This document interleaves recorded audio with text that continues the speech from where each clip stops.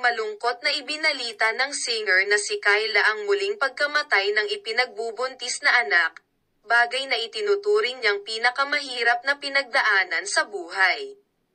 Ikwento ito ng mga awit at asawang si Rich Alvarez sa isang episode ng Magandang Buhay, Miyerkules, habang ibinabahagi kung gaano kahirap mabigyan ng kapatid ang anak na si Toby.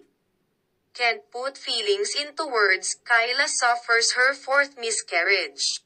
We've been struggling for years and years and years. It's been really hard.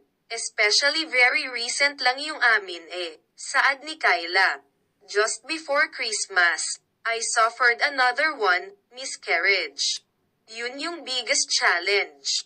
Hunyo 2022 lang nang ibahagi ng Queen of R&B ang pang-apat niyang miscarriage. Na naging mahirap sa kanila ng mister lalo na't isinisikreto pa nila noon ang pagbubuntis. But I am grateful and thankful kasi at least nabigyan kami ng isa. And kung madidagdagan pa, bonus na lang yun, dagdag pa ng singer. Taong 2011 pa nang makasal si Kyla, Melanie Hernandez Calempad sa totoong buhay, sa dating PBA player na si Rich.